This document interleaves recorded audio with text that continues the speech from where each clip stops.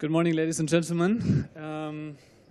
Just a quick announcement. We're still waiting for one of our speakers. I hope he will arrive soon since he's going to be the first speaker, but in the meantime I will tell you a little bit about the session. My name is Roman Mendle. I work for ICLEI, an international city network, working on sustainability. And I'm very proud that we can present you a nice panel today on the low-carbon city concepts, frameworks, and approaches. So basically, we want to debate on stage and then also with you as the audience what a low-carbon city is, which aspects it has, and also how it can be implemented on the ground, what that means practically. Before our first speaker hopefully arrives in a few minutes, I want to tell you a bit about what will happen this morning. So we will have 4 speakers, starting with Jean-Pierre Bouquet. He's the Vice President of Les Associations Les Ecomères. I apologize for my French. I don't really speak French. If I butcher the names, then please be kind to me about that. He will be the first speaker. Then we will have Ms. Simone Raskop. She is the head of the Environment and Construction Department of the city of Essen in Germany. And after that, we will have a quick break for questions, where you as the audience get the chance to ask some questions to our speakers. And please use this opportunity, since both of these speakers will have to leave us a little bit early before the session ends. So make use of that time in between when you can ask questions to Mrs. Raskop and Mr. Bouquet. And then we will have 2 more presentations from Emmanuel Sau. He's the Vice President of the region Nord-Pas-de-Calais here in France. And then we will hear, last but not least, from Pierre Bosgaard, who is the Coordinator for Partnerships and Innovation and the Climate Plan 2025 of the city of Copenhagen.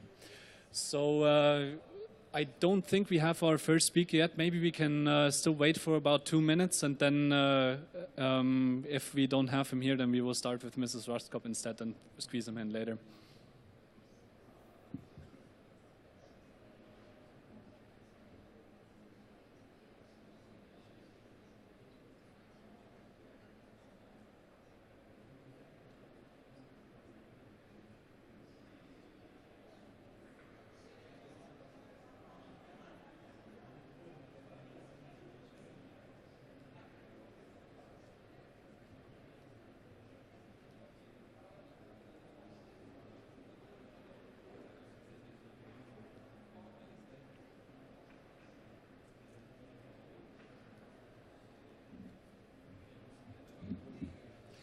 Apologies again for the delay. We will start with Mrs. Raskop instead as our first speaker, and then I hope that Mr. Bouquet will join us in a little bit. So please, Mrs. Raskop, you have the stage.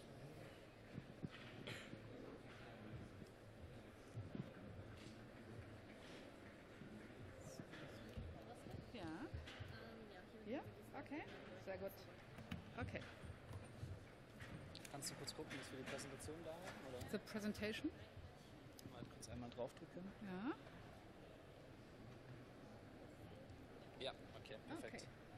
Okay. Jetzt ist a little bit der Name weg, aber egal. Ich muss das nutzen, nicht dieses, ne? Beides. Okay. Can you hear me also with this kind of microphone? Okay, I like it a little bit more. Good morning, ladies and gentlemen. My name is Simone Raskop, because my name is missing there in the PowerPoint presentation. And I'm a vice mayor for my environment and construction of the beautiful and green city of Essen. I'm very happy to be here as a representative of the Green Capital of Europe 2017.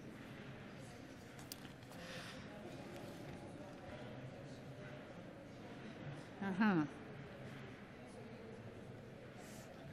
Nein, er mag nicht. Ja. But it's too much now. It's too much now. Yeah. Okay. Okay. Now it works. That's the first speaker has a problem. Yeah. The more recent history was determined by coal and steel of my city. What began as a surface coal mining in the south of the city had little effects on nature and landscape. The massive coal production through mining that began in the early 19th century and the subsequent heavy industry pushed aside nature in the northern half of the city until the last colliery was closed in 1986. It's 25 years ago. When I met journalists, they always ask, where's your colliery in work, in process? It's 25 years ago, and we are now the greenest city of North Rhine-Westphalia. With a population of 574,000 inhabitants, the city of Essen is the 9th largest city in Germany. It is located in the federal state of North Rhine-Westphalia, at the center of the metropolis Ruhr, where around 5.1 million people live. The third largest conurbation in Europe after London and, of course, Paris. The list of milestones mainly serves to illustrate that climate protection policy in Essen has a long tradition, starting with becoming a member of the Climate Alliance, and it gained momentum that it has gotten more dynamic in the recent years. And you can see 2015, we win 100 days ago in Bristol, the Green Capital Award 2017. Now to the targets of your conference. CO2 balance and targets. Here, oh, excuse me. I was too fast. Okay. Here you can see our targets for the Green Capital Award. Perhaps you know this award. There you can see on the right side of the slides the 12 indicators. It starts with climate change, public transport, green spaces, and for your interest, energy efficiency is the indicator 11, and climate change, for example, with climate adaptation and mitigation, is the number 1 in this very famous award. High quality of life for us is only reachable if we see all 12 indicators holistically. Green and blue infrastructure, such as Emscher reconstruction and Essen's new waste to water, take many criteria into consideration, like green spaces, nature and biodiversity, quality of air, reduction of ambient sound, sustainable employment, water and wastewater management, and of course, energy efficiency are important to the climate adaptation of the city. This is an added value for a holistic city development. CO2 balance and targets. Here you can see the reduction of CO2 from 1990 to 2011. It's more than 20% was possible in Essen, and this target are in line with the German national targets. Essen wants to be a low-carbon city in 2020, nearly low-carbon. We said in Bristol 95%, and I think it's for a city with a history like our city has a good target.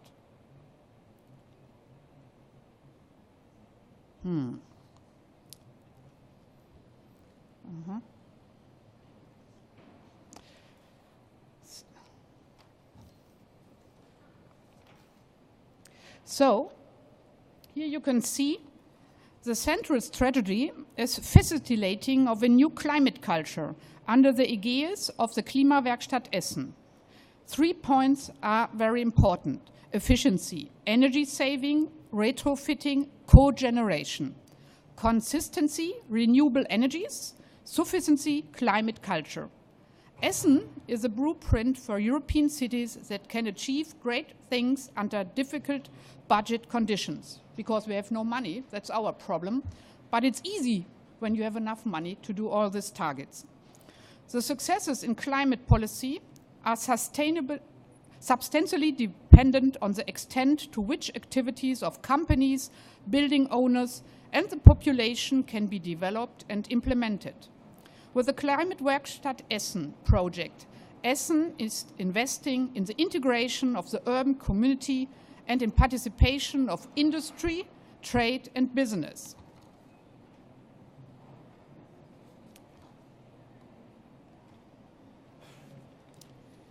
Renewable energies. The main dynamics of renewable energies are within the PV construction, although this is a major significance for the future. Altogether, the renewable energies, according to Renewable Energies Law, make up only today in Essen 1.3% of the total power consumption of the city in 2012. With further development of Essen's solar units, 1/3 of Essen's power need shall be reduced by 2050. The total of 70 MW of renewable energies and CHP performance with 225,000 MWh can provide 65,000 households independently. The development of CHP is basically concentrated on systems with smaller capacities. In 2013, there were 140 units installed already. In the area of renewable energies, there is an increasing tendency to be seen as well. Here, the most important source is energy of wood. For example, the numbers of geothermal heat exchangers doubled in the last 6 years, with 600 near-surface geothermic units in 2014. Strategies in the building sector. If the upstream processes of energy supply is taken into consideration, the primary energy demand of the city of Essen decreased from 1990 to 2011, minus 21%. This trend will be continued, so that by 2030 there will be at least 30% minus primary energy demand reduction. The final energy demand for space heating in residential and non-residential buildings with minus 45% per year is the biggest consumption sector for the future.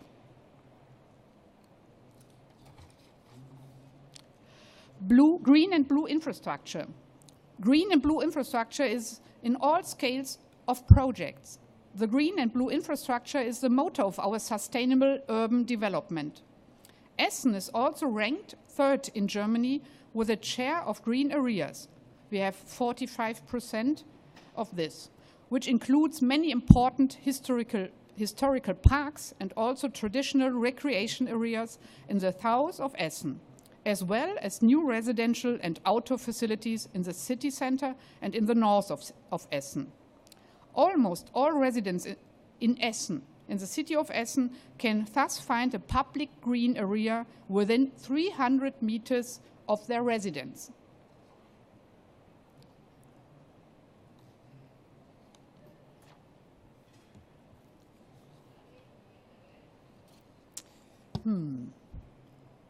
So, networking throughout the city means combination of adaptation, biodiversity, mobility, and this is quality of life.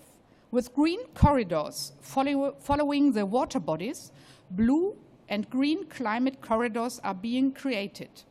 The planning and construction work of the implementation of the master plan have been taken place since 2007 by means of the action plan Essen New Ways to Water. More than 500 individual measures have been implemented so far, amongst other things for water body development, rainwater recovery, building new green areas, and converting existing ones, and extending and renovation of footpaths and cycle paths with water-bound materials.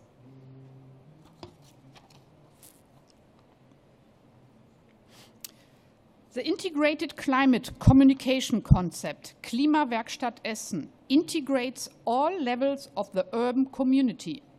Networking with different partners on all levels is a major important strategy in our challenge policy.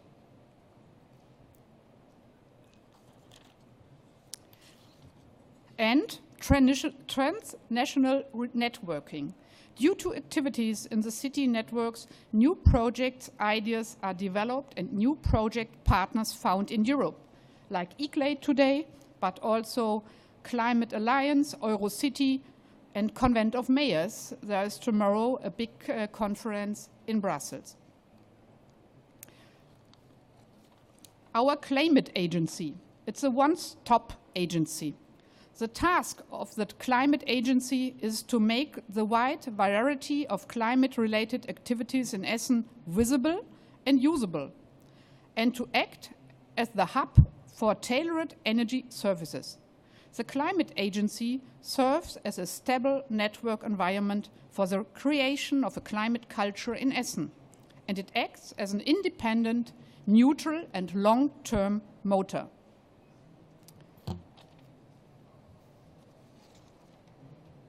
We are bringing people together and ideas. Here in the regional market for ideas, for adaptation, in 2013 we had 200 participants, 12 contracts being struck at this event and certified by a solliciteur. Crowdfunding enables renewable cooperatives and similar project developers find finance from communities, small private investors, for example, by making optional use of online marketing channels.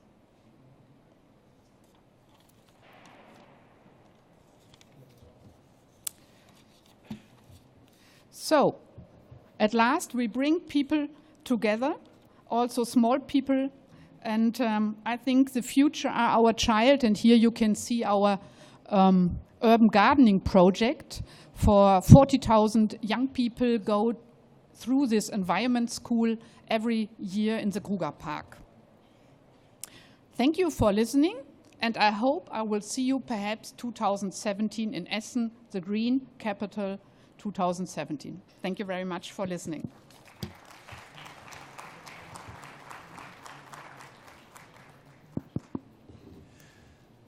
Thank you very much, Ms. Raskop. If you would join me here on the panel for a few minutes. Just a quick question: do we have our new speaker yet? Okay, we will make do without. Then, just to follow up right away with the next presentation, before we go into a first round of questions, maybe Mr. Emanuel Sau, if I could ask you to come to the stage for your presentation, please. This presentation will be in French, so if you're only English speaking like me, then you want to switch your translation device onto channel 4. Thanks. Sorry. Merci. Alors, bonjour à toutes et à tous. Je vais faire un focus sur un gisement particulier qui est celui des logements. Évidemment, on attaquait les logements comme, voilà, je vais rien vous apprendre, mais par une entrée climatique, c'est-à-dire qu'on aurait pu faire une entrée sociale ou une entrée économique en se disant qu'en réhabilitant plus ou moins bien les logements, on créerait de toute façon de l'emploi, on réduirait évidemment pour le moins un peu les émissions de gaz à effet de serre.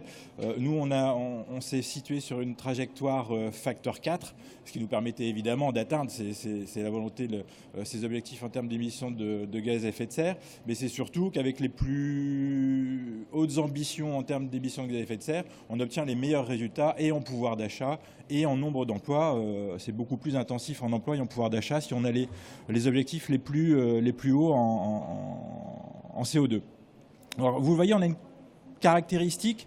Le logement ne représente que entre guillemets 15% des émissions de gaz à effet de serre en Nord-Pas-de-Calais.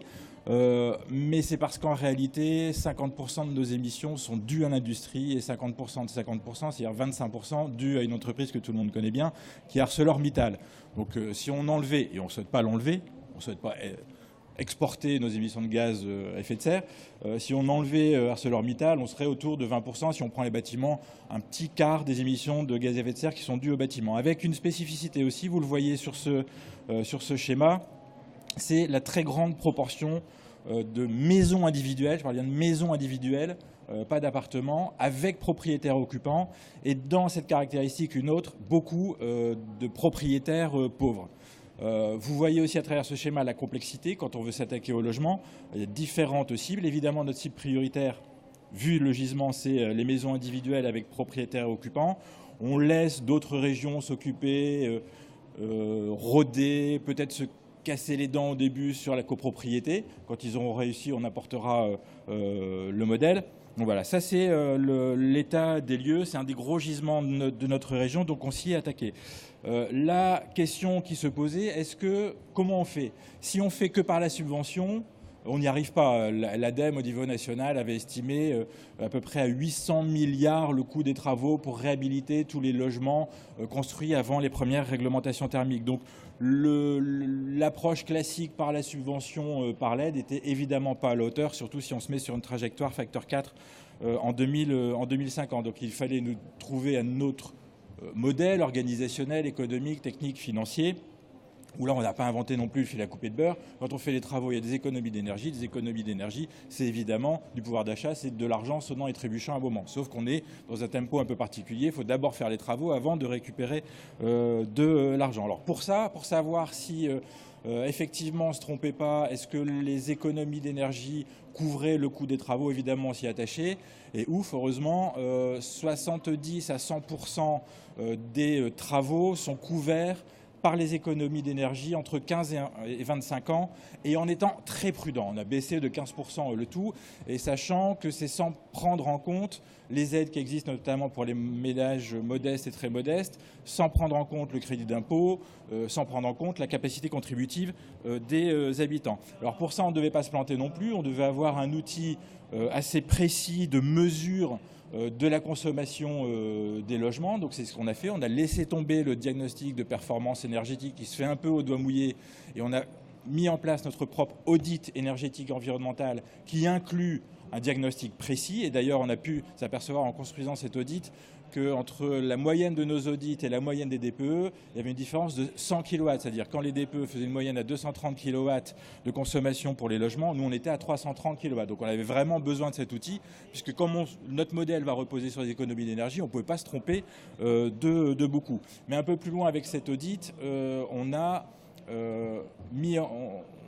offre une solution de sortie de crise au logement. C'est-à-dire vous faites votre diagnostic, vous savez ce qu'il faut faire pour atteindre les objectifs de basse consommation, combien ça va vous coûter, combien ça va vous rapporter et dans quel ordre faire les travaux si, pour une raison ou une autre, vous ne pouvez pas les faire en une seule fois, et comment ne pas tuer le gisement et comment rendre le kilowatt économisé le moins cher possible. Donc, toute cette politique a été faite en deux phases. Une première phase où on a optimisé le classique, la politique un peu académique, de subventions, etc., de partenariat avec l'ensemble des territoires, et évidemment la mise en place de cet audit énergétique et environnemental. Évidemment, il nous fallait trouver cet outil qui était le tiers financement, comment on va avancer en quelque sorte cet argent. Alors oui, c'est moi qui passe, excusez-moi, c'est moi qui passe. Voilà. Donc il nous fallait garantir vraiment une approche globale. On était rassurés, les économies d'énergie couvrent les travaux, notre audit énergétique environnemental se déploie et était optimum. On travaillait avec l'ensemble des acteurs et l'ensemble des territoires, aussi bien sur la formation qu'avec les professionnels, les territoires, avec le niveau national, le tout dans une stratégie régionale, puisqu'évidemment, on ne pouvait pas ne pas avoir autour de la table toutes les parties prenantes de cet enjeu.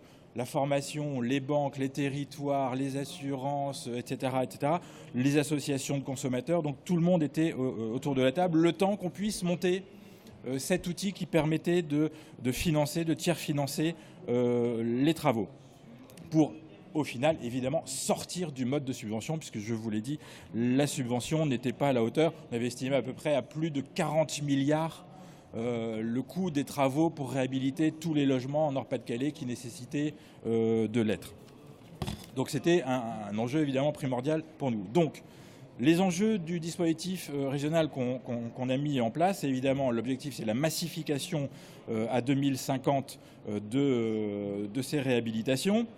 Donc, puis avec la carence du marché que j'évoquais, donc la création d'une SEM d'avance et de service. Il ne s'agit pas seulement d'offrir le produit financier.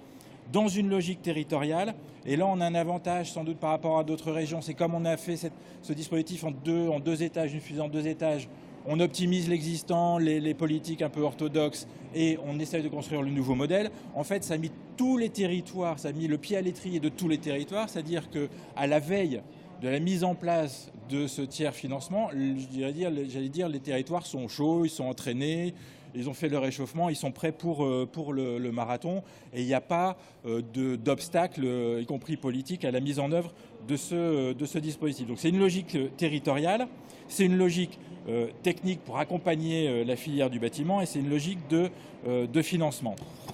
Vous avez très succinctement le plan de cet opérateur régional de tiers financement. Alors on a choisi une SEM, une société d'économie mixte, donc vous le savez, c'est d'économie mixte, donc des capitaux privés et des capitaux publics. C'est maximum 85% de capitaux publics et minimum 50%. Ces acteurs-là, ces actionnaires-là, je dois vous dire que tout le monde n'a pas forcément joué le jeu. Dire tout le monde était d'accord, sauf les banques et la Caisse des dépôts et consignations. Les banques ne voulant pas être actionnaires si la Caisse des dépôts et consignations n'était pas actionnaire, la Caisse des dépôts et consignations ne voulant pas être actionnaire si les banques n'étaient pas actionnaires. Bon, on a choisi de trouver un autre actionnaire. C'est dommage puisque le modèle économique sur lequel repose ce tiers financement a été travaillé au plus près avec une filiale de la Caisse des dépôts et consignations. Alors cette SEM, elle sera complètement, parce qu'il y a déjà 22 territoires qui sont actionnaires de cette société d'économie mixte, va être complètement en lien direct avec les territoires et leur stratégie. Cette SEM va offrir un parcours de service, c'est-à-dire qu'on ne fait pas que le produit financier. C'est-à-dire qu'on accompagne, je vais essayer de le simplifier, de A à Z le bénéficiaire, le futur bénéficiaire. L'habitant pousse juste une porte d'un espace info-énergie par exemple, je le fais en cours, fait son audit énergétique, sait combien ça va lui coûter, sait combien ça va lui rapporter. On lui propose un produit financier sur 10 ans, sur 15 ans, sur 20 ans, sur 25 ans, qui inclut le coût du service. Et la part de remboursement qu'il a à faire est complètement calée sur l'économie d'énergie réellement réalisée. Évidemment, les travaux sont garantis, les devis demandés aux entreprises sont lisibles, intelligibles, c'est-à-dire que n'importe qui peut les comprendre, pas se gratter la tête pour comparer de devis. Évidemment, on travaille avec les professionnels pour ça. Les travaux sont réalisés, le produit financier est proposé et à partir de la livraison des travaux, on suit l'habitant pendant 2 à 3 ans pour l'apprendre à piloter son nouveau logement. Et donc c'est important dans ce parcours de service, le remboursement par l'habitant, c'est que le coût du service est inclus dans le produit financier. C'est-à-dire que la SEM va être capitalisée seulement à hauteur de 3 millions. Et donc sera nourrie, entre guillemets, par le coût du service qui sera de toute façon payé par le bénéficiaire. Donc on va passer de 43 milliards d'aides publiques, si on devait les mettre, à 3 millions de capital dans cette SEM. L'intérêt aussi, c'est qu'on s'adresse à tous les habitants, quel que soit leur niveau de revenu, quel que soit leur logement, etc. Ce qui va nous permettre de faire une sorte de péréquation, puisqu'il y a des gens qui se chauffent peu, voire pas dans certains cas, donc c'est évidemment pas sur ces habitants qu'on pourra faire des économies d'énergie.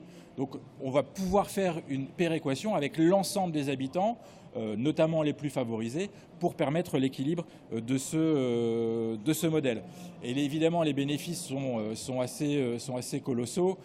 C'est donc 1 400 000 habitations à réhabiliter d'ici une trentaine d'années. C'est environ 1 400 € d'économie par an en moyenne pour les ménages. C'est de mémoire 370 ou 400 kilowatts économisés par an. Et ça, tout ça sans prendre en compte évidemment le renchérissement du prix de l'énergie.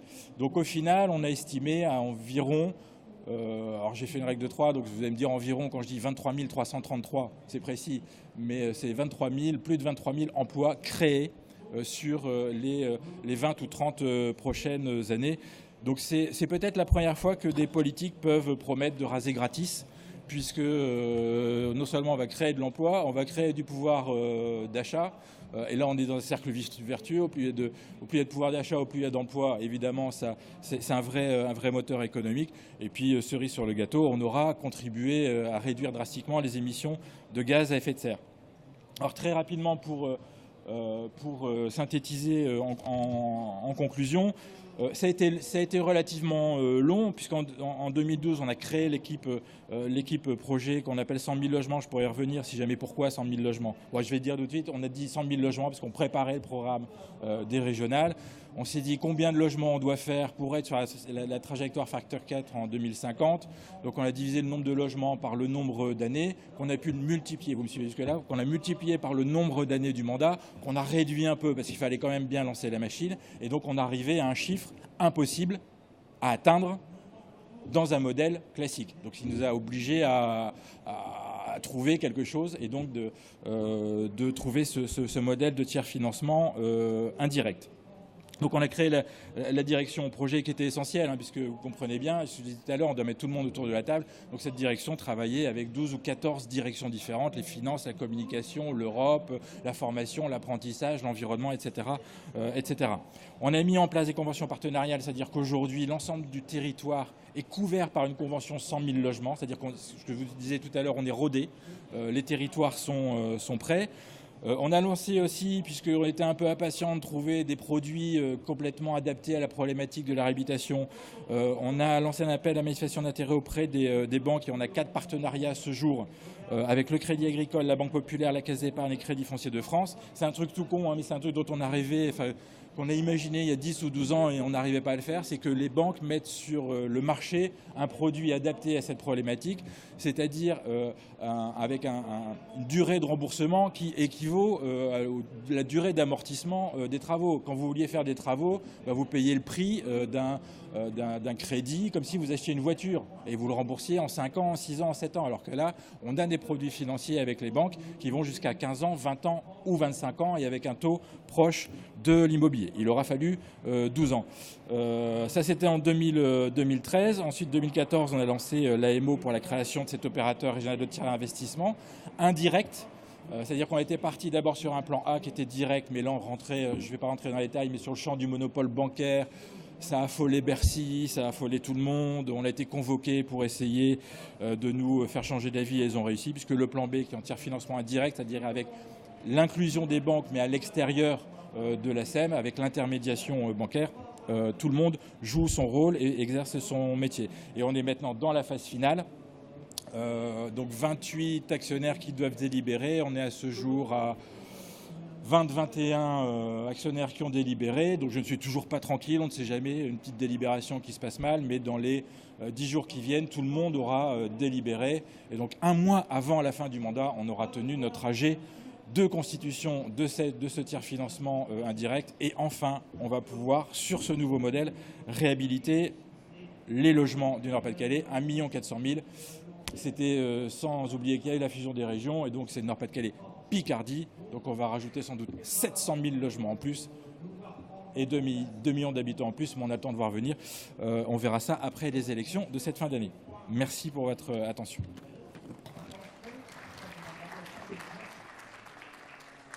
Thank you very much. Please, if I can ask you to take a seat with us. At this point, I would like to squeeze in maybe 2 or 3 maximum audience questions. So we have a little bit of a break in terms of listening only, and you get a chance to interact with the speakers. So please, if any one of you has a question, we can pass the mic around. Is there anyone who wants to ask something from our first 2 speakers?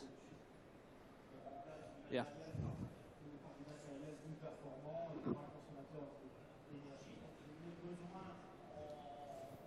The gentleman in the back, please.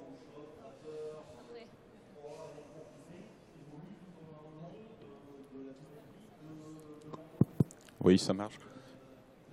Je ne sais pas si je dois parler en français ou en anglais, vu que j'ai une question pour les 2 orateurs. C'est un mélange. The question for Essen is just to know what is the role of what we call, I think, Stadtwerke in your way of monitoring this change, because I think it's very specific to Germany compared to France. And la deuxième question pour monsieur la région Nord-Picardie. Avez-vous déjà une idée du nombre de ménages intéressés par ce dispositif? Parce que je pense que le choix de faire des travaux de rénovation énergétique n'est pas forcément évident, même si l'équation économique est favorable. Il y a d'autres facteurs qui font que les gens ne voudront pas faire de travaux.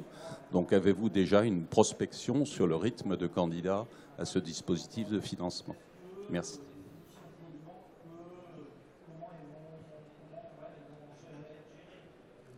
Very good. Maybe we can. Maybe we can start with the first question with Ms. Raskop, and then Thank you for your question. I think it's a very good question because we have strong companies in Germany. Our Stadtwerke is a public company and 145 years old, and their role is the CHP strategy. I think we have a density population in Essen, so we cannot build wind power. But I think CHP strategy is good for the city districts, for the neighborhoods to make new CHP projects. And the next is renewable energies. They make PV contracts for the people in the town. And yeah, I think these are the two main strategies to reduce CO2. okay, thank you. And Alors sur l'envie, c'est une bonne question sur l'envie des habitants. Bon, dans un premier temps, on n'a pas de crainte puisqu'on va y aller très prudemment sur la montée en charge de ce dispositif.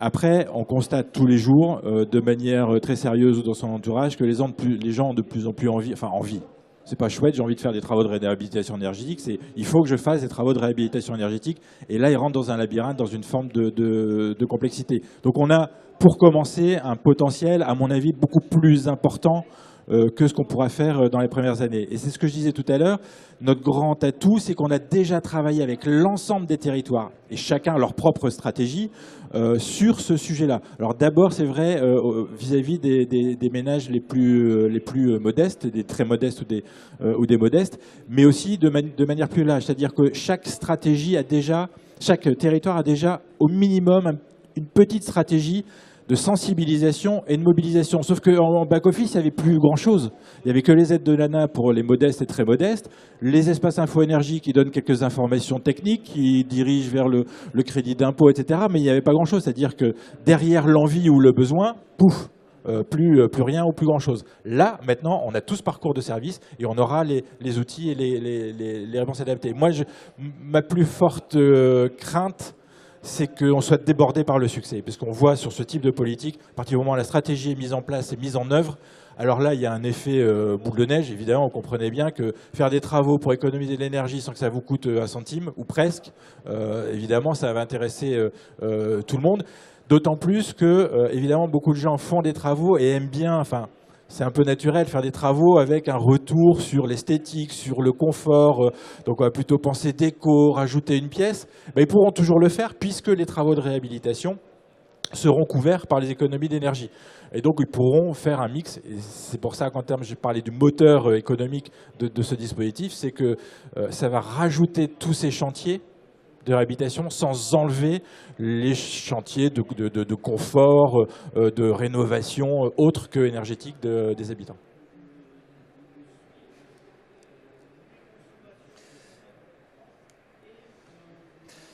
excellent. Thank you very much for that.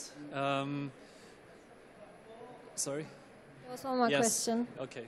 We'll take one more question and then we'll move into the next presentation.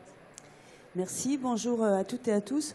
Alors, c'est une question à Madame Raskop concernant justement la réhabilitation des logements, parce que Essen est une ville ancienne, industrielle. Je pense que vous avez aussi un parc de logements voilà, avec des problèmes énergétiques. Et est-ce que vous pouvez nous en parler un petit peu, s'il vous plaît?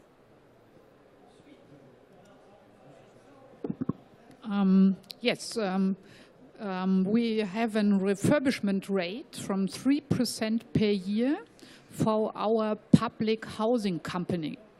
They have 20,000 residential units, and they manage the 3% per year. It needs a lot of money for them, but it works. The problem is I'm the head of Department of Construction, and I have the public buildings, and I have only money for 1.5% refurbishment rate for every year for the existing buildings. This is not enough. and I say to my city council, I need 30 million euros per year more to increase to 3%. And this 3% we set in the European Green Capital Award is our target, to reach it every year. So the public money in the city council is a little bit a problem, but I hope with the title Green Capital that I will also get more money for my budget in my department. And I think the most interesting is the private owners of the buildings. And I think the most of the buildings in Essen are not in a public company. So 90% are private. So we must work with all people who are owners. And there we have also 1.5% rating, but in some quarters more than 3%. And our idea is also to get all the private housing refurbishment to 3%. But it's a long work to this. Very good, thank you. Without further ado, I would like to move into the next two presentations, and maybe we can now take Mr. Jean-Pierre Bouquet from the Association Les Ecomères, where he's the Vice President.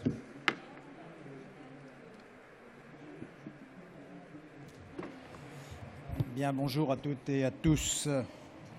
Alors, j'ai pas pris de PowerPoint, j'aurais pu, mais bon, je vais vous faire un exposé très rapide sur ce que nous faisons. Donc, je suis maire de Vitry-le-François, c'est une commune de 15 000 habitants. Je préside une communauté de communes qui en fait 27 000, qui s'appelle Vitry, Champagne et Der. Nous sommes dans le département de la Marne. C'est la seule ville que vous pouvez trouver quand vous passez, si vous prenez la route nationale 4 entre Paris et Strasbourg, la seule qu'on traverse.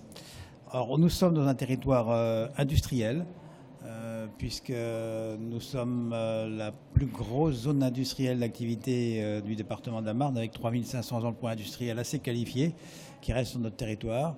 Nous sommes également un secteur rural, d'habitat donc forcément dispersé. Quand on dit Champagne, on pense tout de suite aux grandes plaines céréalières.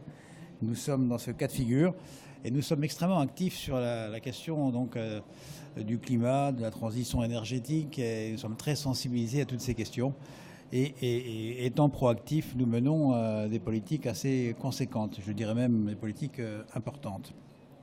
C'est à cet égard que nous avons été distingués récemment par le ministère de l'Environnement, puisque nous sommes un des 500 territoires à énergie positive. En fait, il y en a 212 qui sont officiellement actuellement labellisés, et nous avons figuré parmi les 10 premiers qui ont été reçus par la ministre pour les signatures de conventions. Donc on est assez en avance sur toutes ces questions. Alors pourquoi est-on en avance? D'abord, il y a une question de sensibilité des élus, ça c'est la première des choses, donc de conviction, mais tout le monde peut l'être et tout le monde doit l'être. Et au-delà, la conviction c'est bien, mais il faut passer à l'action. Et pour passer à l'action, il faut définir un programme, un plan, il faut réunir des énergies, des hommes, des compétences, et il faut avoir une idée directrice. Cette idée directrice, nous l'avons travaillée avec EDF, la première société au monde de production d'énergie, dans le cadre d'une expérimentation qui était lancée par le groupe EDF et qui a consisté à étudier ce que pouvait être un système énergétique décentralisé. J'insiste sur le mot système.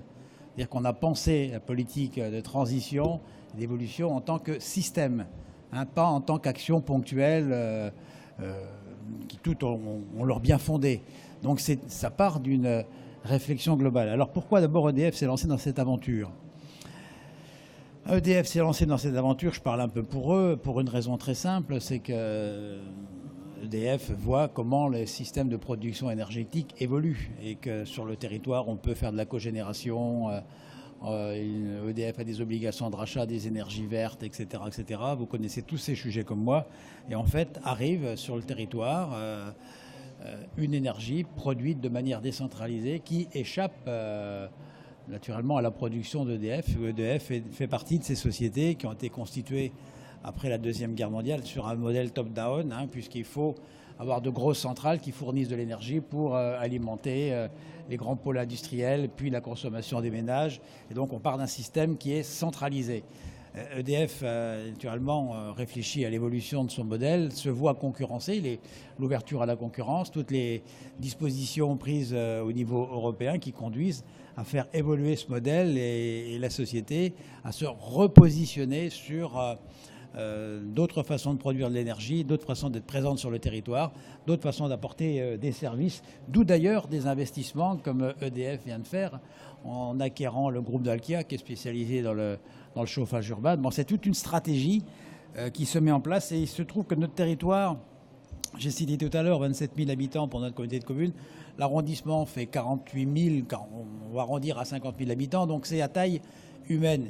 Le fait d'avoir été très proactif avec les MDE, les certificats d'énergie, il y a depuis quelques années avec EDF, avoir noué des relations, d'avoir eu engagé des actions avec des scolaires, des actions pédagogiques, des actions un peu dans tous les domaines, ça m'a conduit à saisir cette opportunité et d'être un petit peu choisi, enfin, comme cobaye, comme territoire,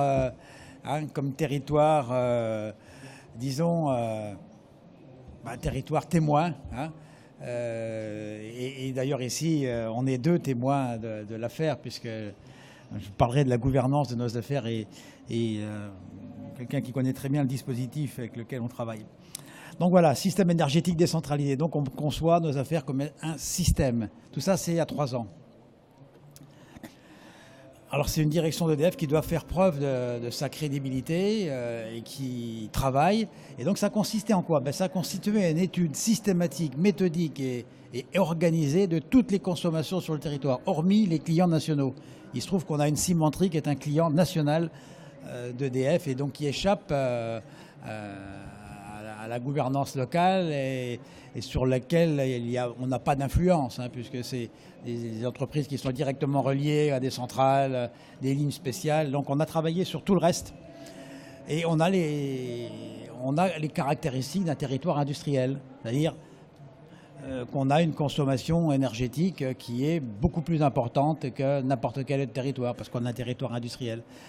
On a donc étudié de façon systématique et méthodique toutes les formes de consommation avec une vision prospective de celle-ci à 10 ans pour voir comment les consommations, eu égard à ce qu'on connaît dans les technologies, dans les industries, dans l'évolution du parc logement, comment tout ça va évoluer. Et à partir de là, ayant une connaissance extrêmement fine des choses, on a pu aboutir à une forme de modélisation de ce que serait l'évolution de la consommation et à identifier 33 chantiers à conduire sur plus d'une dizaine d'années.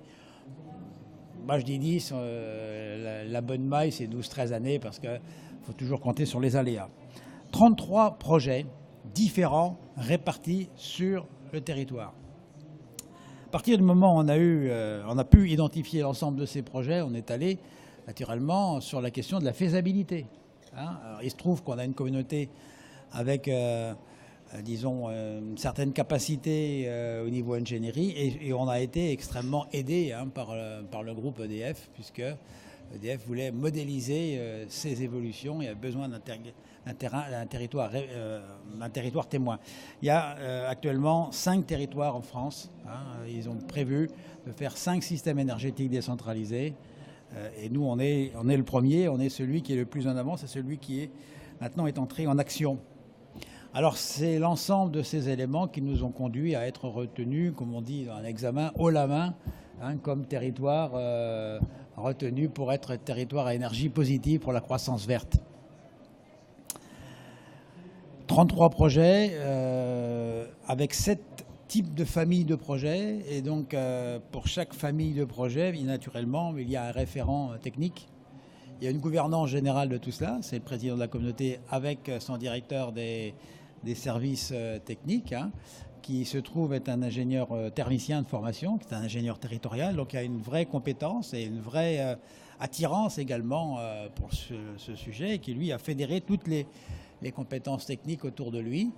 Et donc on a une gouvernance stratégique qui nous conduit à faire avancer, encore une fois méthodiquement, notre projet pour décarboner toutes nos consommations et avoir la plus forte autonomie possible, sachant qu'on est déjà aujourd'hui un territoire sur lequel il y a déjà pas mal de réalisations qui ont été engagé. Et on est en producteur d'énergie verte de manière très importante par un parc éolien sur notre territoire. Comme on a plus de 40 éoliennes, le plan régional va nous conduire à monter à une centaine, un peu plus. Bon, on est à 40% d'équipement, hein, donc c'est quand même quelque chose qui compte. Alors, je vais peut-être prendre deux exemples d'ateliers, ou un exemple, parce que je ne vais pas vous donner le détail des 33, puis s'il y a des questions, nous répondrons sur ce qu'on va faire. Alors, les familles de projets, c'est quand même les déplacements, c'est un gros sujet consommateur d'énergie.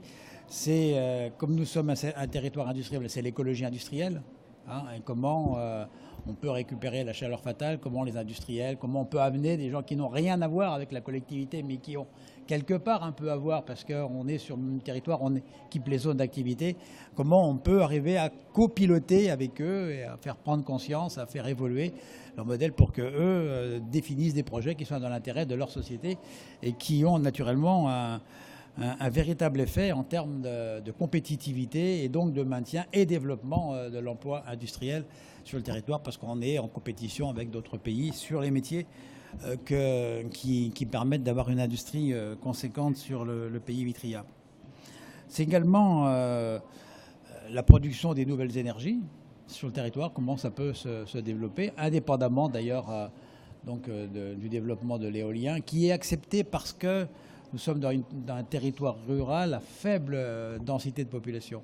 Sur la plaine de Champagne, on est à 4 habitants au kilomètre carré. Et donc, évidemment, la problématique de l'acceptabilité, c'est un territoire qui est ondulé, se pose différemment dans le secteur où on est dans un habitat beaucoup plus dense. Et puis, bien évidemment, il y a la question du logement. Et sur la question du logement, on a des OPH à transition énergétique, mais on a également identifié par rapport à un bâti ancien, bâti qui est formé d'un habitat à pans de bois, c'est-à-dire que nos ancêtres ont construit avec les matériaux du cru. On n'est pas dans une région où il y a de la pierre calcaire solide, donc on a construit souvent avec du bois, de la brique et de la terre. Donc on a des maisons anciennes qui représentent un beau patrimoine qui a été préservé, qui est globalement assez préservé, mais qui nécessite des travaux très importants de remise à niveau en ce qui concerne les modes de chauffage tout particulièrement. Donc on a identifié, il y a 8000 logements à mettre à niveau sur le territoire. Ça veut dire que, bien sûr, plateforme énergétique, de rénovation énergétique, ça veut dire des outils à mettre en place, ça veut dire mobiliser les moyens de droit commun et peut-être plus, puisque ces logements ont des propriétaires qui sont hors critères. Je m'explique. Lorsqu'on mène une OPH, il y a des critères de revenus, hein, donc de recevabilité des dossiers pour obtenir des financements qui sont des financements particuliers avec des aides aux propriétaires, aux bailleurs, enfin aux propriétaires occupants. Dans le cas présent, on est hors barème, hein, et donc c'est d'autres moyens de financement à mettre en place et c'est un sujet. Alors je vais prendre un exemple. Donc on est également on va peut-être même en prendre deux. Hein. Un sur les équipements collectifs et puis un qui concerne le chauffage urbain. Il se trouve que nous avons une caractéristique particulière, c'est d'avoir un chauffage biomasse. La ville de Vitry-le-François est une ville qui a été détruite à 2 reprises, en 40 et en 44. En 44, ouais. Oui. Et donc, lorsque la ville a été reconstruite, on a reconstruit du logement HLM. La caractéristique, c'est que 60% du logement, c'est du logement locatif, dont 52% c'est du logement HLM, qui, dans bien des cas, n'a pas bien vieilli. Après le premier choc pétrolier de 1974, une réflexion s'est faite sur le territoire pour construire une chaufferie biomasse qui brûlait du bois. Ce système a fonctionné jusqu'à présent. Aujourd'hui, il y a eu des rénovations, il est complètement obsolète. Et donc, on a pris l'option de créer une SEM énergie sur le territoire avec les bailleurs comme partenaires, la ville, la communauté de communes, la Caisse des dépôts et consignations et la Caisse d'épargne. Bon, ouais, il y a des banquiers qui arrivent à s'entendre. Vu ça pour mon collègue du Nord. la SEM va être constituée. Alors je vais très rapidement aux conclusions. L'objectif c'est quoi? Aujourd'hui on a la capacité de production c'est 15 MW. Nous avons un territoire qui connaît une certaine déprise démographique. Et également on a un territoire sur lequel on a déjà amélioré le bâtiment. On a également conduit une opération, sur 2 quartiers. Donc on a dédensifié et on a amélioré les performances énergétiques des logements. Conclusion pratique. On va faire un deuxième une en rue dans un quartier qui s'appelle le Hamois. Sur ce quartier, on doit déconstruire environ 50% et reconstruire. Mais on ne va pas construire comme c'était autrefois. La conclusion pratique, c'est qu'on aura besoin de 5 MW pour chauffer. Et 5 MW par rapport à une production de 15 MW, vous voyez bien qu'il y a un petit problème, un petit écart de 10. Mais cet écart de 10, il est très important parce que, en fait, ça veut dire que la chaufferie ne peut plus fonctionner. On ne peut plus acheminer la chaleur en bout de réseau. Et donc, il faut repenser la totalité du dispositif. C'est pour ça qu'on crée une SEM qui va permettre donc d'abord de changer les modes, les chaudières, qui va permettre également de faire un bouclage du réseau, donc de trouver d'autres clients, donc des collèges, des lycées, des établissements commerciaux, et puis qui peut avoir un autre développement qui est de permettre le chauffage individuel, donc des quartiers dits îlots de ville par des systèmes de sous-stations, ce qui aujourd'hui n'a jamais été développé. Alors combien ça va coûter? Cher. Combien ça va coûter à l'usager? C'est maîtrisé. Quand je dis cher, c'est un investissement pour changer la chaufferie, pour amener la chaleur au pied des nouveaux immeubles, etc. C'est environ 11 à 12 millions d'euros d'investissement. C'est finançable naturellement. Aujourd'hui, le mégawatt est vendu 45 euros du mégawatt. Le coût réel, c'est plutôt 50 euros du mégawatt. Après travaux, on a 2 options. Premièrement, on fait simplement une simple biomasse. Ça nous conduit en comptant large à pouvoir amener le mégawatt à 57 euros, ou on fait une cogénération en appui sur la mégawatt, sur la chaufferie. Donc là, on change complètement les paradigmes du système. Et donc là, on aboutit à des coûts de fourniture à environ 54 mégawatts. Sachant que le principal client, qui va représenter environ 30% de la demande, qui est constituée par les bailleurs sociaux, ne peut répercuter que 80% du coût de la thermie qui lui est vendu, puisque les 20 autres pourcents, ça correspond à ce qu'on appelle le P3 dans les conventions de délégation. Donc c'est l'amortissement et donc le renouvellement des équipements pour avoir des équipements en termes à 20 ans au terme de la délégation, qui soient en état de marche et qui soient renouvelés, qui correspondent aux critères de fonctionnement du moment où ça sera remis à la collectivité. Voilà, très rapidement sur ce sujet. J'avais dit que je ferais un deuxième, monsieur va me pardonner, mais après tout, j'ai le micro, je le tiens, puis c'est pas lui qui va m'empêcher de parler. Mais ça va durer 2 minutes. On a un certain nombre d'équipements, notamment un équipement emblématique qu'on va réaliser, qui est un centre aquatique. Et ce centre aquatique sera chauffé de manière décarbonée. Voilà. C'est également un investissement de 11 millions. Thank you.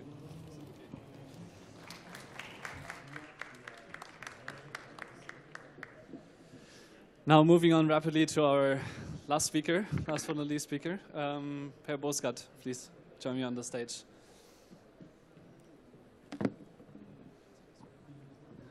Bonjour à tous. Hello everyone.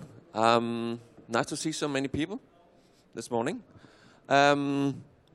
I will do what should we call a tour de force concerning the context, the framework of our climate plan in Copenhagen. I only have around 10 minutes, 10 slides or something like that. And I expect that you have attention up here and you have posed me some questions afterwards, because that's important for Leon and it's important for me. A lot of the climate work, energy issues and so on in Copenhagen is related to the climate plan that we started with in 2012. So we have been going on for 3 years now. And we are on track. But we do need some help, and we do need some inspiration, and that's part of the reason why I'm here. Because it's about network, it's about partnerships and cooperations. I mean, just to show, Copenhagen is quite a small city. We do have a fairly high density, and we do have, like many other cities, people moving to the city every month. This is the story of Copenhagen, and this is the story of many cities around the world. To have this balance, to have this challenge, not to be overwhelming, we have to find a way. And as I mentioned there, we do have a role, and we do have a responsibility to find solutions. And as you mentioned before, it's a question of budgets, yes, within the administrations around the different cities, but we can't do it alone. We have to have partnerships. We have to have external financial support if we should succeed with the climate plan in Copenhagen, that's for sure. We do have a lot of politicians. They like to work with the climate plan and so on, but we can't do it with our own budgets, that's for sure. So partnerships, cooperations across sectors is quite important for us. The story of Copenhagen, it's a balance between sustainability, quality of life, and still we should make growth, new jobs and so on. That's the story, that's the challenge. Overall, you can call it livability, a balanced, sustainable city.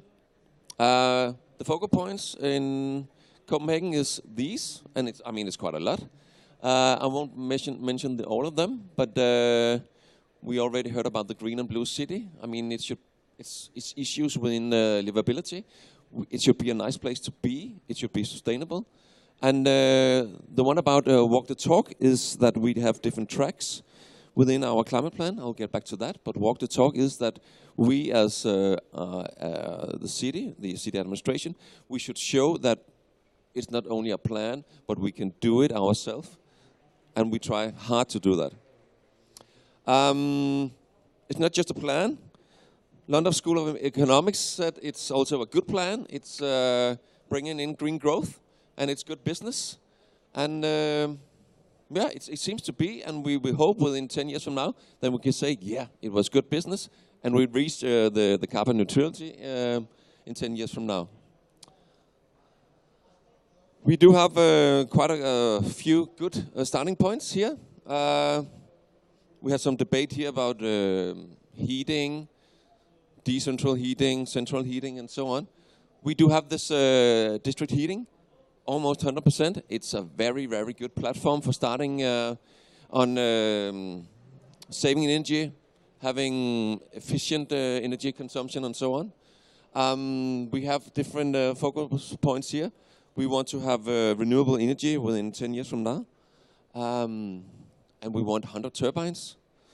As I mentioned yesterday, 100 turbines. It's not within the city of Copenhagen because it's not possible. We spread them around in Denmark, at the sea as well. We do have regulations regarding buildings.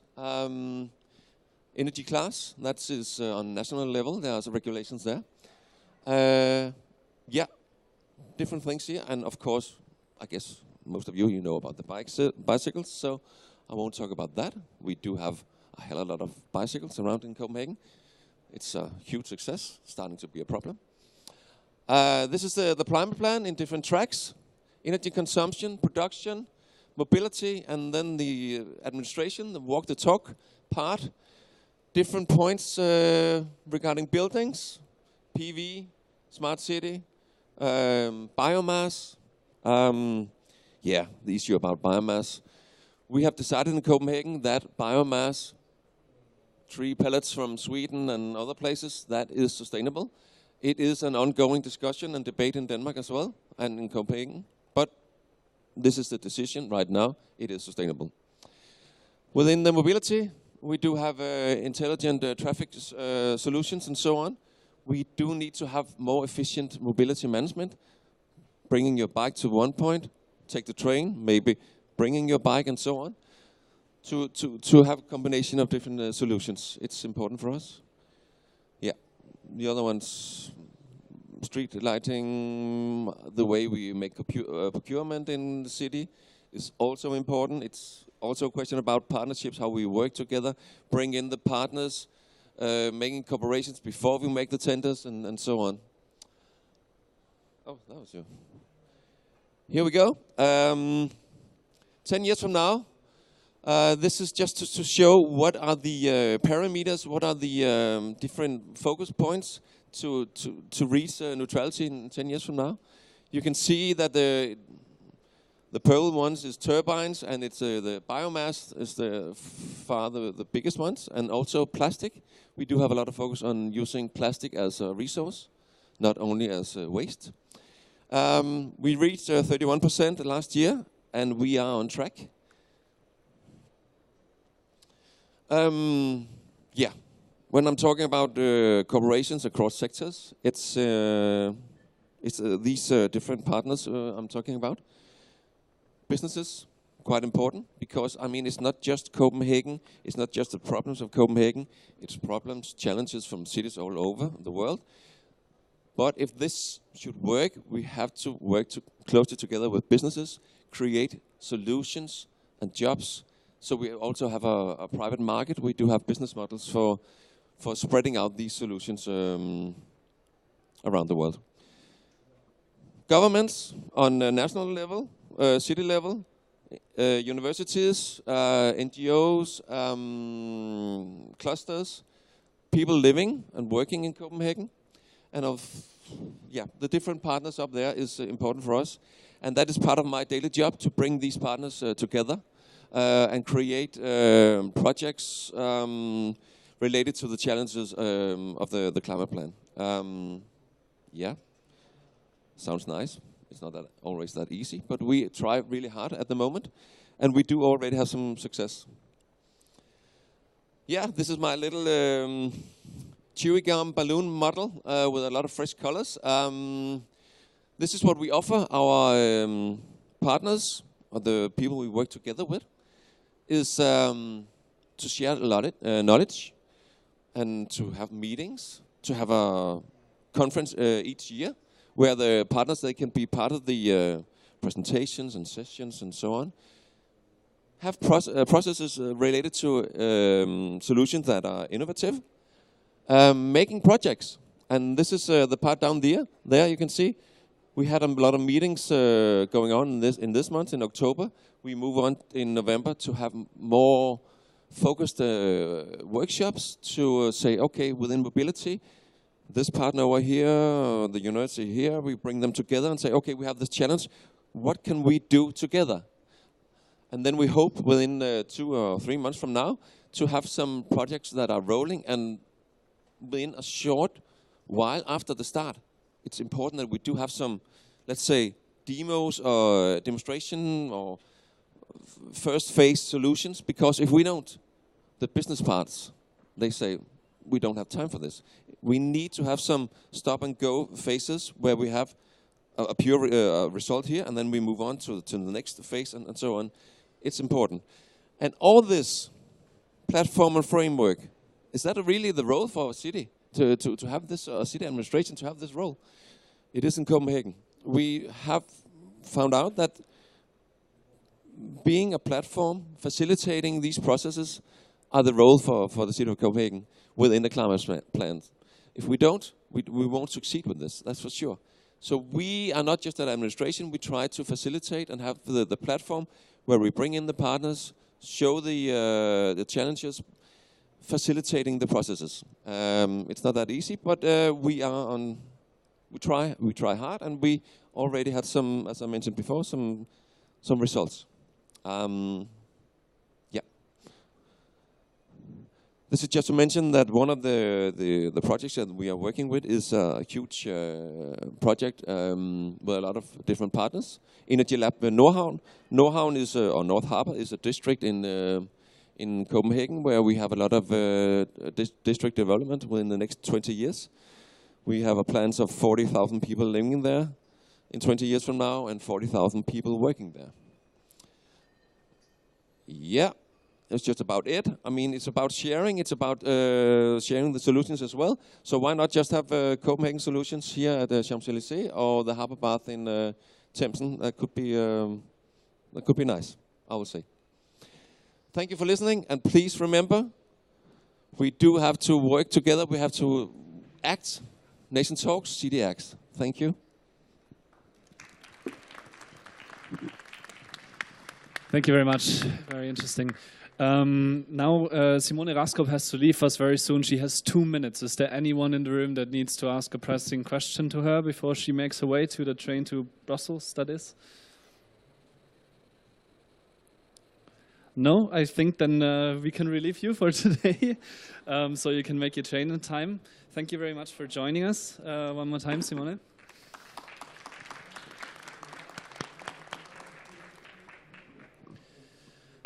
And now, are there any immediate questions for the last 2 presenters that we have heard that you want to get answered at the moment? Very good.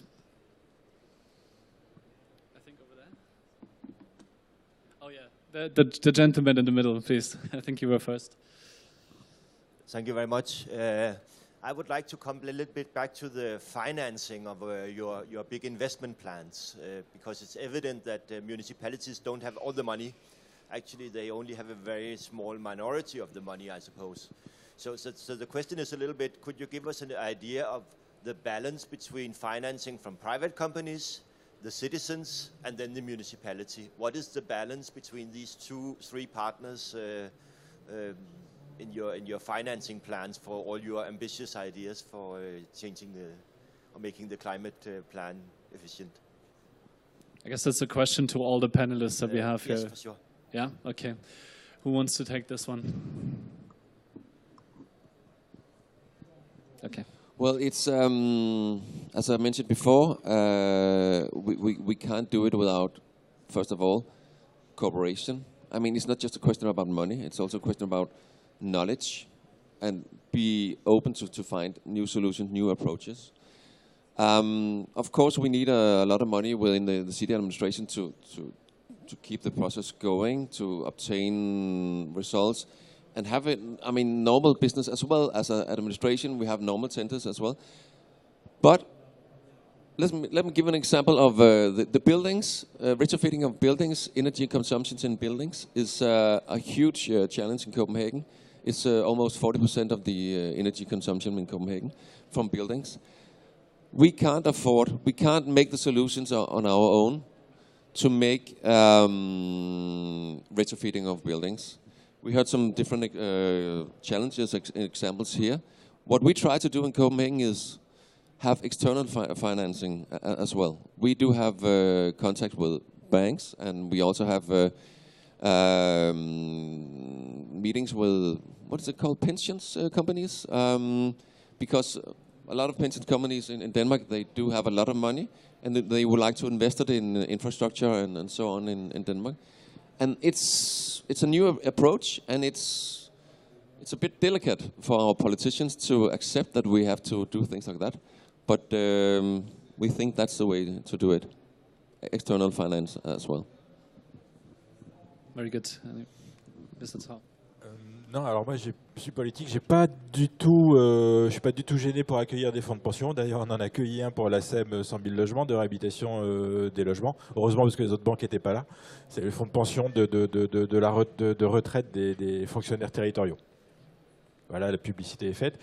Pour aller légèrement plus loin que ce qu'il a dit, ce qui est intéressant, je vais vous citer l'exemple d'un petit territoire rural en Nord-Pas-de-Calais, qui a accueilli bêtement, je vous dirai pourquoi après bêtement, plusieurs dizaines d'éoliennes sur son territoire. Donc, recette fiscale. Il a multiplié par 4 son budget.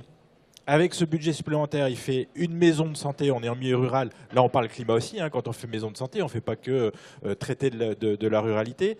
Il travaille sur un abattoir local, donc pour des circuits courts par rapport à l'élevage. On est aussi au cœur de la problématique climatique. Et évidemment, d'injecter dans la réhabilitation des logements. Et c'est pourquoi je disais bêtement, parce qu'il a fait que accueillir des éoliennes, favoriser l'installation des éoliennes sans participer financièrement. Donc il n'a eu que les miettes, des grosses miettes.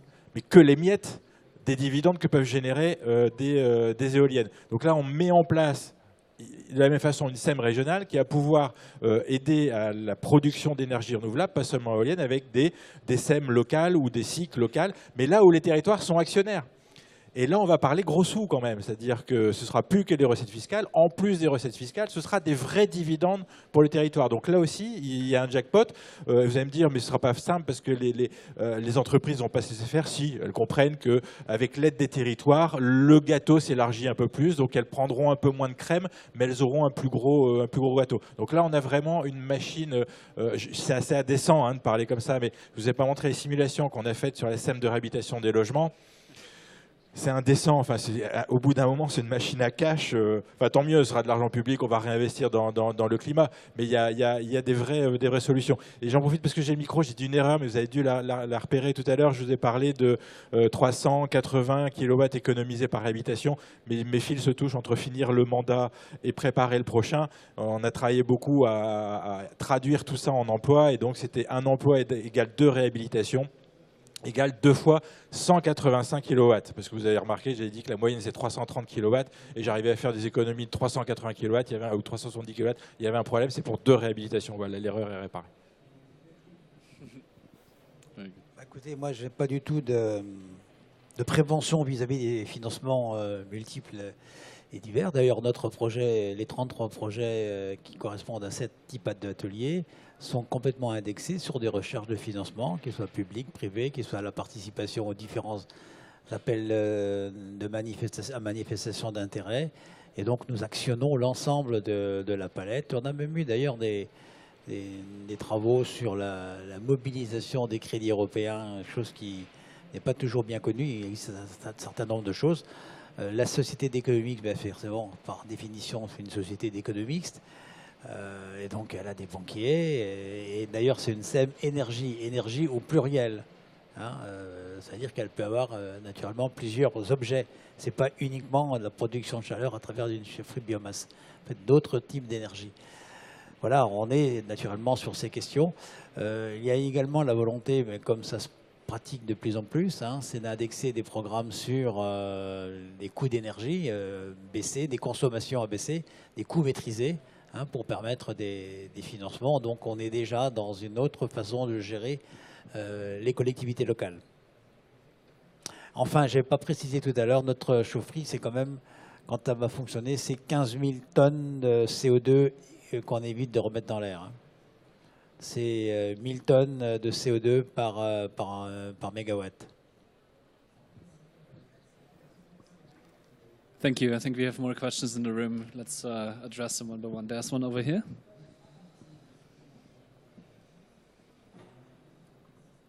Thank you. Camille Johan from the Green Exchange in Denmark.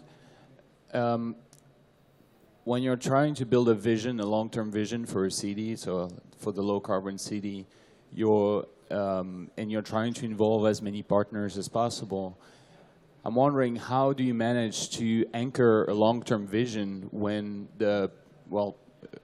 there's a need for short-term results for the politicians, or from the public sector perspective, you need to show some short-term result. There's a mandate. The private partners, they're also interested in profit and short-term results. Still, you need to anchor a long-term vision for the city. So I'm wondering if you have any tips or any thoughts on who to bring in at what stage, and how do you manage to make sure that this vision is going to stay solid beyond the political mandate and beyond the short-term vision. Do you want to ask that question to one of our panelists? Well, anyone who has thoughts, okay. Really. Am I confident to take that? Well, related to the climate plan in Copenhagen, when I was talking about different phases regarding results, it's my experience, and the city of Copenhagen as well, that when you bring together different partners from different sectors, they do have different success criteria. Typically, a company, they have let's say a horizon of 3 months. Then they need internally to say, we spent let's say, some hours, some money on this process, and now we are here. We can see that we are on track. We can see that we will, in 6 months, obtain what we expected to obtain within a project like this. On the other hand, we have university, and it's generalized, I know. They maybe have a horizon of 3 years. So it's that delicate balance between the different partners. So we need, as a platform, as a facilitator, to make this process, let's say, eatable or acceptable for all type of partners. Because overall, we need to bring them together to find the solutions. And if they should be part of the solutions, they should be comfortable. They should obtain the results that they expect to when they are in a process like this. So step-by-step results is quite important. It could be a prototype of something. I mean, just made of a drawing or made of plastic like this. This is the first prototype. This is what we do. From here, we go this way. And it's important because universities as well, they have to say, okay, you have to deliver some results in 2 weeks from now. And that could be quite frightening for some of the people working on universities sometimes. In 2 weeks, come on, I can't do anything in 2 weeks. But we have to find that balance.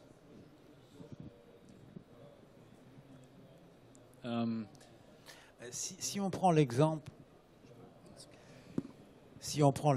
de l'écologie industrielle, on a des entreprises qui sont sur le marché, donc elles sont toutes en concurrence, même si elles ne sont pas sur le même créneau, les mêmes types de production. Ce sont des entreprises privées, donc elles sont confrontées à une concurrence.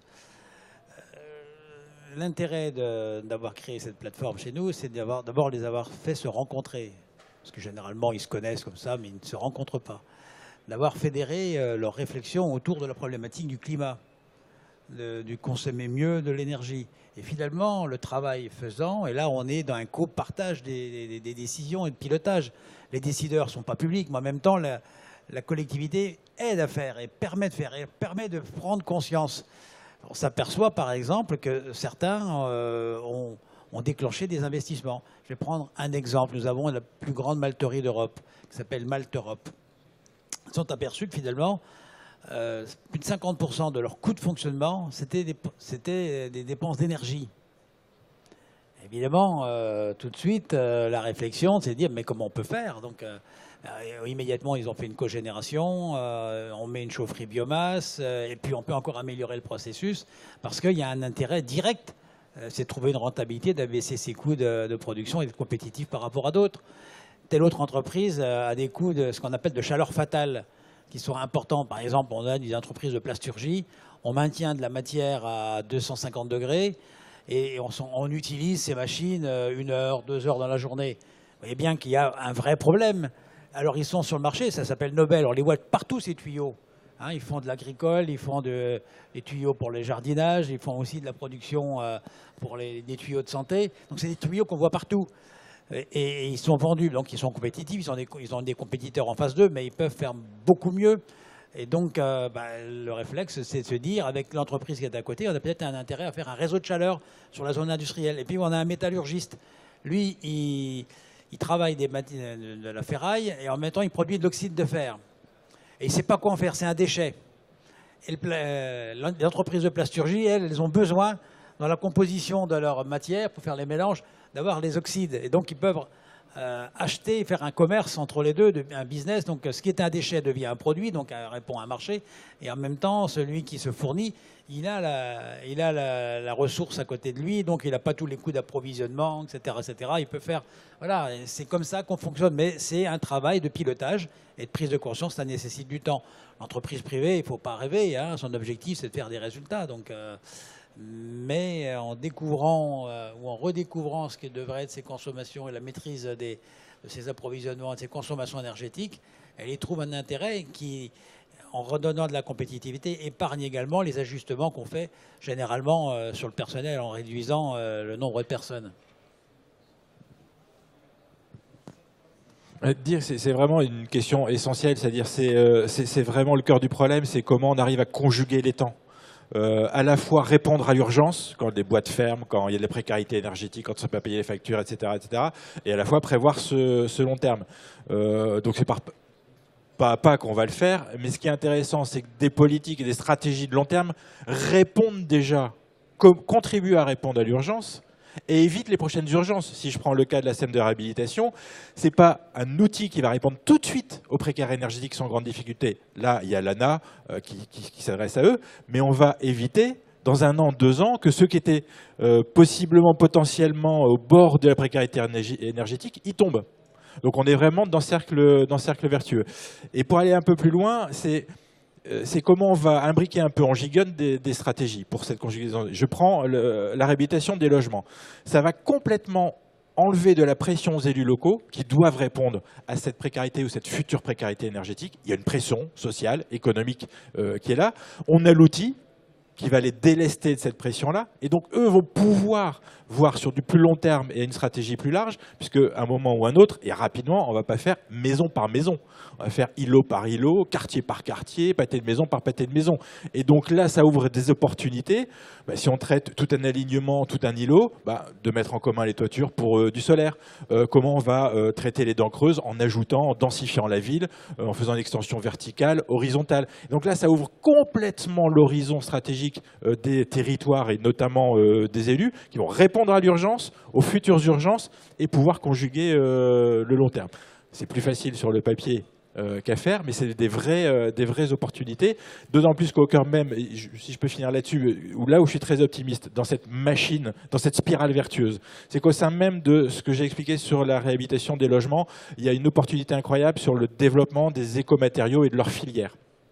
Et nous, on s'est aperçu avec bonheur que quand on a fabriqué notre audit, on s'est aperçu que 50% des gens faisaient... Alors nous, on ne faisait que fabriquer l'audit, on n'incitait pas les gens ni à faire les travaux, ni à les faire de telle ou telle façon. On fabriquait notre audit, point. Mais on s'est aperçu que 17% des gens qui avaient fait les travaux avaient utilisé des écomatériaux. C'est la question qui était sur l'envie des habitants. On n'a pas stimulé, on n'a pas sensibilisé. Boum, alors dans notre audit, il y a la case écomatériaux, évidemment.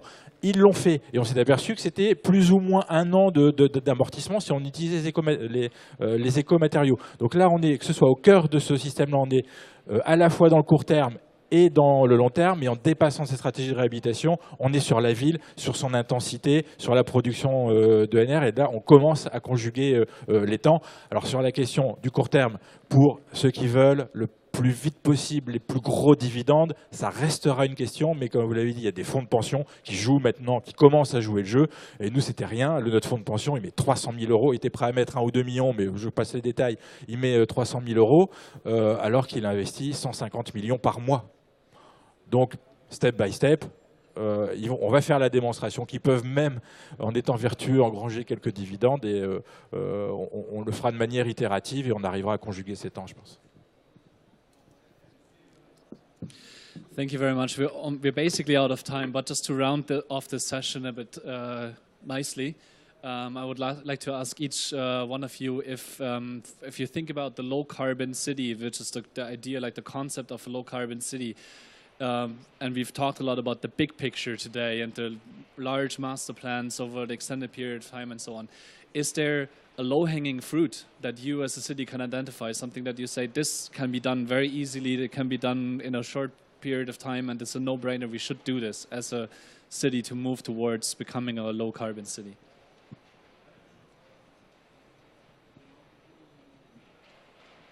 Well, in Copenhagen, low-hanging fruits. In general, I think we already been there. It's getting a little more difficult now.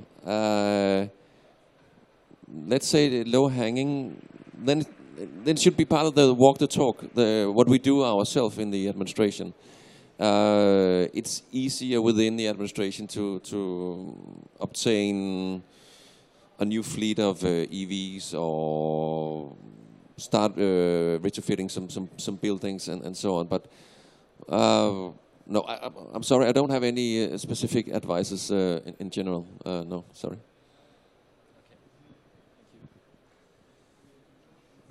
J'allais répondre sur le premier peut-être bénéfice à en tirer et qui est lui aussi moteur de cette spirale vertueuse. C'est un moment, c'est l'apaisement de la ville. Alors j'en parle, voilà, je suis dans un contexte un peu particulier puisque c'est en période électorale avec un gros risque de l'extrême droite, donc d'une société qui se tend, qui se replie, qui a peur, qui a des angoisses, etc. Là, quand on a un logement décent, on ne paye pas cher pour se chauffer, qu'on a des éléments de trame verte à proximité, que la qualité de l'air est là, qu'il n'y a plus de précarité énergétique, qu'on a créé de l'emploi, on a stérilisé le terreau sur lequel pousse le Front National et l'extrême droite, et on retrouve une forme d'apaisement, de lien, allez, j'ose dire le mot bonheur. C'est-à-dire que derrière, bien sûr, il y a des dividendes, il y a de la technologie, il y a de la technique, etc. Mais au final, tout ça concourt au bien vivre ensemble, une forme d'apaisement et de tranquillité. Mais nous, on n'en est qu'au début. On n'est hélas pas un pays nordique, on est très en retard en France. Thank you. Mr. Bouquet, low-hanging fruits.